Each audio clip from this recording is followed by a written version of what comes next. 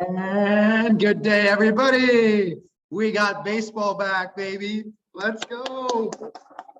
Baseball is back. Episode 121, Talking Friars podcast. Ben Fadden, your host here. An agreement has just happened. A lot of stuff happened between last night when I was just pissed off about the second week of games being canceled. You fast forward less than 24 hours later, and we have a deal. 2 weeks of games are not canceled. It's only about, well, no games are canceled actually, but the season is going to be pushed back from March 31st to April 7th, it seems like. Padres are going to be starting opening day at Arizona against the Diamondbacks on April 7th. Baseball is back. Jeff Passan reported it. All the reporters have reported it. It is official. Baseball's back. We're getting into all of that. This is just a quick reaction episode for you. I'll probably end up going live later tonight at like 6 Eastern time, somewhere around there. Whenever tweets come out that free agency has started, because I want to get my live reaction. Hopefully you guys can join in and all that. Get live reaction to moves that Preller makes, moves that Major League Baseball makes, any other teams around the league.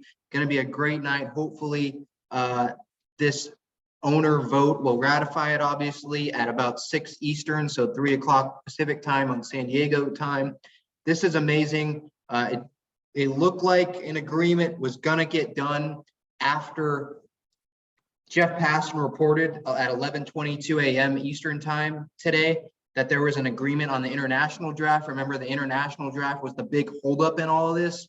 The players obviously didn't want the international draft. The league did want it, and they were going to attach no draft pick compensation to players like Nick Castellanos and guys like that. So it was like a trade-off. Players didn't want it because Latin players were pissed off about it. And I agree. I understand where they were coming from, but an agreement was made on the international draft of when that needs to happen. So to be clear, there was no agreement on if there's going to be an international draft or not. That has not been decided. What has been decided is when the date is that they have to decide on when they will either have an international draft or not in 2024. That date that they have to come to an agreement on if there's going to be an international draft or not is July 25th. So if a deal is reached, the qualifying offer will vanish. Players will not have that attached to them, and that will definitely bring in more teams to have more serious interest in those big name players that maybe they wouldn't have if that qualifying offer was still attached to them. No deal. If there's no deal by that July 25th date for the international draft, it will go back to the way it was. There will be a qualifying offer attached to certain guys, and then there will not be an international draft. So that's where we're at. That's with the international draft stuff. So all the reports that are saying that there has been an agreement on the international draft is false. Technically, it's about agreeing on when they're agreeing on a deadline date to when they need to agree on if there will be an international draft or not, if that makes sense. So, man, I wish teachers and stuff would push back, agree to push back deadlines by 3-4 months, but that's where it is right now. So that's the international draft. They got past that hurdle, at least pushing it back. And once that happened, for me, it was like, okay, we're serious. A deal is going to get done here. This is huge because they were close on the CBA numbers, the luxury tax, the pre-R bonus pool money. So I have all the notes here. Something funny, though, as I usually have done over the last 100 days or whatever, gone over the timeline of these events. Whenever any major events happen, a timeline from earliest to the most recent of today. And shortly after Passan's tweet announcing that deadline for they have to agree on if they're going to have an international draft or not, Jeff Passan was hacked on Twitter. Unbelievable. I was laughing. I was listening to 97.3 The Fan, Ben and Woods, and they were laughing about it. They changed their username about it. And you can look up on my Twitter account at Talking Friars. I have it up there on what really happened, what that account was. Supposedly it was some NFT school tunes, some account that's who hacked Jeff Passan. couple hours later, he was back. Jesse Rogers like dunked on him on Twitter, tweeted, quote, and he was giving me crap for my picture taking in Jupiter, referring to Passan. Try changing your password to, in all caps, I am the greatest. Try changing your password from I am the greatest. See, I can't even read because of how excited I am. But so Rogers was just having fun there. They're colleagues, him and Passan. But that was hilarious and not hilarious at the same time. I tweeted like, Twitter, can we get this figured out? This guy is pretty important in my life right now, because Passan was the guy that ended up breaking the news that that they pushed back the international draft deadline. He's the one that broke the news that there was going to be an agreement, that the players had reached an agreement, that they had agreed to the owner's proposal, which we'll get to. So he was the guy that was, it felt like he was going to break the news, and he ended up doing it. So yeah, I needed him in my life, needed that Twitter account to not be hacked anymore, and it worked. So that's all good. Jeff's all good there. Now getting to the proposal at 1:49 p.m. Eastern time, so a little before 11 a.m. Pacific time, Ken Rosenthal tweeted, latest Major League Baseball proposal to the players, which is the one they ended up accepting, was a $230 million luxury tax threshold, and it would get to $244 million on that fifth year. And a $50 million pre-arbitration bonus pool money total. And so in terms of that, from the last proposal that the players had to the owners compared to this proposal that the players ended up accepting, there was a $15 million gap in pre-arb bonus pool money, a $2 million gap in luxury tax money. The players wanted $232 million, the owners gave them $230 million. The players for luxury tax, for pre-arb bonus pool money, they wanted, I believe, $65 million. The owners wanted $40 million. And they ended up agreeing, $50 million. So it ended up being a $15 million gap between the owners and the players, what the players actually wanted and what they accepted, and a $2 million gap between what the players wanted and what the owners accepted. So this was surprising. I know I was listening to some Twitter Spaces, and John and Jim, they did their reaction right now. I was listening to them, and they were like, we don't really care. I was listening to Michael K. Show locally in New York. They were saying they don't really care what the terms are. They just got a deal done. Who cares what the terms are? Whatever. And I agree with them as a baseball fan. But I mean, I've been covering this. Anyone that's been listening or watching this, I've been covering this. I've been talking about the terms, why an agreement's not happening. And so I'm interested in this naturally. And so to me, it was interesting that the players agreed to a $230 million luxury tax threshold and $50 million in pre-arbitration pool money, bonus pool money to the top 30 WAR players pre-arbitration eligible, because there was still a gap. The luxury tax, I'm not so surprised with that. I'm more surprised with them agreeing to the pre-arbitration bonus pool money, because they were still $15 million apart on what the players wanted compared to what the owners offered and what the players ultimately accepted. So to me, and actually, let's add in the $700,000 minimum salary for 2022. Over 5 years, it would get up to $780,000. So the players ended up accepting that. It seems like they also accepted it with the 2020 lawsuit against the smaller market teams. I think like the A's and Rays was dropped. Looks like it's going to be dropped, because it seems like most players don't care. They don't care at all about that lawsuit. They're not in the A's and Rays. What does that matter to them? Who cares about that lawsuit? They don't care. So the players were like, okay, we're fine with that. The deadline, they gave them a little over an hour to reach agreement on that proposed deal that Major League Baseball proposed to the players. So I was kind of like, okay, really, you're going to give them an hour to decide, and all these fake deadlines. The players did abide by their deadline, but it's like, enough with these fake deadlines. They obviously haven't worked. It doesn't scare the players. Making these deadlines, who cares? It does not scare the players. You literally can't, and we'll get to this, by the way. It doesn't make sense at all, but you canceled games last night, and now you're going to have a full 162 game schedule. Like, that makes zero sense. So the players were not scared by any of these deadlines that were happening. But let's see here. An agreement. So agreement obviously happened. 162 game season is what we're getting, according to Jim Bowden, which we'll get to. Let's see here. The season would start April 7th if there was an agreement. Obviously, there's an agreement. So opening day, April 7th. So it was originally at home against the Giants. Now it's April 7th at the Diamondbacks. I believe it's 4 games against the Diamondbacks at Chase Field in Arizona, 4 games there, and I think it's 3 games against the Giants at Oracle Park, and then the Padres home opener, April 14th against the Atlanta Braves. Will Freddie Freeman be on that team? Who knows? But guess what? We can talk about baseball now. We can talk about those moves. That's what's so freaking exciting about this, and why I'm pretty much just yelling at you right now, because I'm so excited. We can actually talk about, if Freddie Freeman, what team will he be on? What team will Clayton Kershaw end up being on? What team will Seiya Suzuki end up on? Will he be a Padre? Will Nick Martinez, will that deal, ultimately finish? Will AJ Preller get rid of Eric Hosmer somehow? Will he get Chris Bryant, Nick Castellanos? What are they going to do with the catching position? Are they going to attach Gore and Camposano or one of those two to a Hosmer deal, and so that they can get rid of Hosmer?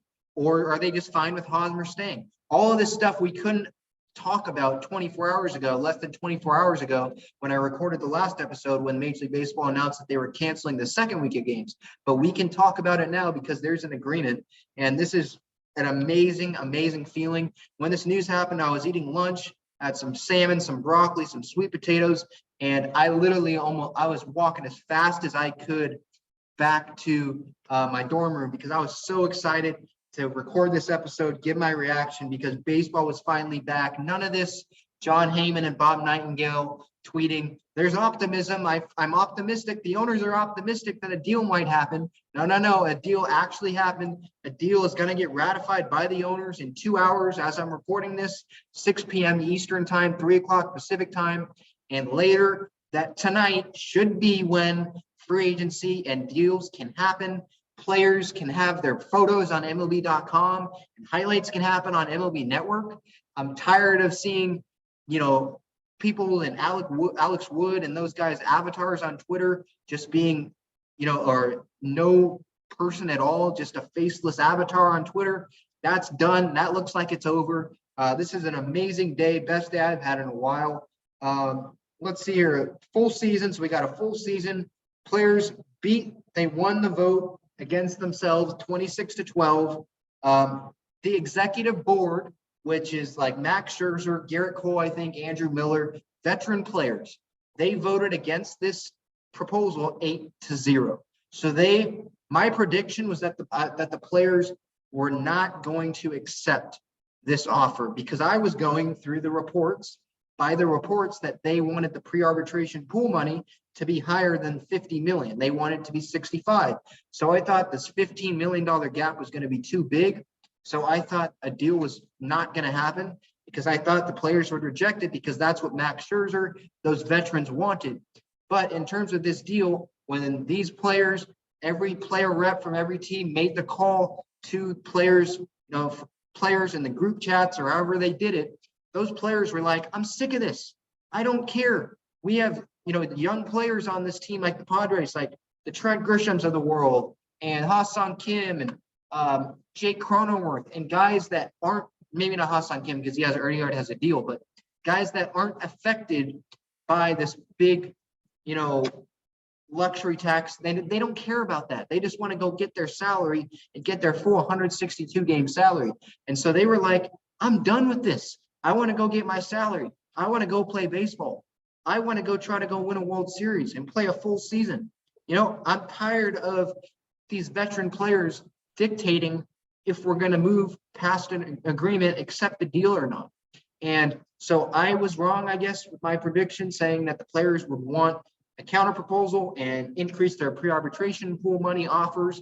But look, I'm happy that there's baseball, and ultimately it was voted 26-12, because you'd say, Ben, that's more than 30 teams. Yeah, but it's the 8 executive board members, which are pretty much all veterans, and then it's the 30 player reps, so 38 in total that vote, 26-12 in favor of the owner's proposal. And so again, like I mentioned earlier, I was surprised that they approved this, because I think both sides, like I mentioned yesterday, I thought that both sides wanted to have their agreement accepted by the other side. I did not think that they were going to accept the other side. They wanted to be right. They wanted to be in control, but props to the players who accepted this deal. So like I mentioned, full season, it's extended 3 days with double headers. Executive committee, like I mentioned, voted 8-0 against the deal, but the players, the rest of the league seems like wanted the deal. They said, screw it, we're tired of this negotiating. It's March 10th, for Christ's sake. Let's just go play baseball. Let's just go to spring training. And the other teams that also voted against it, the Yankees, the Mets, the Astros, and the Cardinals did not want. So not every team wanted it, but those teams that did not want it, the Yankees, big market team, they probably wanted the luxury tax to be higher than what it was so that they could spend more. The Mets, obviously, Max Scherzer was probably the most vocal guy about this. He and Lindor, they didn't want this because they did not want Steve Cohen to be scared at all of these luxury tax thresholds that the league was putting on them. But Steve Cohen's the richest owner in sports. He's not afraid of these luxury tax. If he thinks he's going to win by getting Chris Bryant, hopefully he doesn't. I want Chris Bryant in a Padre uniform. Some want Suzuki, some want Castellanos, but that's a discussion we can have now because there's baseball. But moving back to this, Steve Cohen's not scared. I think the Mets players were overestimating that. He's going to spend money. But the Astros also didn't accept it, but they're a big market team. The Cardinals play like a big market team in spending. They're a baseball town. Those teams probably wanted a higher luxury tax number. But guess what? The rest of the league, the rookies, all of these players, they say, we don't care about this. We're not getting paid $43 million a year like you, Max Scherzer, are. Sorry, dude. We want to go play baseball, and fans are like, yeah, let's go play baseball. Let's go watch baseball. Let's go to Petco Park and watch baseball. Let's go to spring training, which starts, I think, games March 18th through the 20th, something around there. I think I saw a report about that. They were pumped up to play baseball. They're tired. They were tired of all this negotiating and stuff. Get a deal done, and that looks like that's what happened. So, again, at 6 o'clock, so a little less than 2 hours away, there will be the owners' vote to approve this, to finally put this through. And AJ Preller, who's in Arizona, by the way, I believe, I saw pictures of him on the backfield looking at CJ Abrams and Robert Hassel III and James Wood and guys like that. He's already in Arizona. Then he will be on the phones making deals. I expect this is going to be something we have never seen before. Free agent bonanza. We've never seen this before because spring training players can voluntarily report, at least from what I saw, they can report tomorrow. And so this is something, it's going to be so fast-paced, so ridiculously fast-paced. So here we go from Jim Bowden. Again, I'm not a huge fan of him, but he said, MLB fans win. Yes, you're right. Expanded playoffs, probably to 12 teams. Universal DH, Nelson Cruz. Welcome to the Padres. Maybe. We'll see about that. Service manipulation derailed. Tanking derailed. I think there's still going to be tanking because there's going to be a draft lottery. But I think some teams, to be quite honest, sadly, are going to see that, they can't compete with the Padres, the Dodgers, the Yankees, the Red Sox, the Braves, teams, the Mets, teams like that. So they're going to say, hey, we'll take a top 5, top 6 pick, wherever the draft lottery ended up being. Young stars getting paid with the pre-arbitration bonus pool money. In 2023, ban of shifts. There will be a pitch clock, 14 seconds, I believe, with no runners on base, 19 seconds with base runners, larger bases, whatever you want to make of that. Again, April 7th opening day in Arizona against the Diamondbacks. Free agency should start tonight. 162 game schedule. Let's go. Let's freaking go. This is something. Look, I don't know when free agents are going to sign, but I feel like this is going to be an NBA type thing. Players, agents, teams are not supposed to be communicating with each other during this lockout, but you cannot convince me that AJ Preller and other GMs didn't have a burner phone communicating with guys because they wanted an advantage. They want to have an advantage and get to those players and say, hey, we want to have the first meeting with you once the lockout ends. And so I think, look, this is going to be wild. I don't know how long. I just don't know how long these free agents are going to be available. But the Padres have the right guy as GM in terms of making moves and being able to make moves fast and being aggressive. They have the right guy in AJ Preller to do that. This isn't a guy who's going to be sitting back. There were reports before the lockout they were interested in Nick Castellanos and Chris Bryant. Kevin Acee came on the podcast last week. You can go look on that, YouTube, Apple Podcast, Spotify, said that the Giants are probably the number one team of interest of Seiya Suzuki, but the Padres would consider it a great outcome. Something around that is what he said. If they signed Seiya Suzuki, so it looks like they're going to be in on him. They were interested in Chris Bryant, Nick Castellanos. Remember, they had a Nick Martinez deal in the works before the lockout, but they couldn't there wasn't an agreement, essentially, but they couldn't get a deal done. The paperwork wasn't sent in on time. So I think that'll probably be the first move. And then obviously a big storyline, will they be able to move Hosmer? A Musgrove extension, Kevin Acee said to me last week that that's probably going to be during the season thing because of how small this timeline is going to be.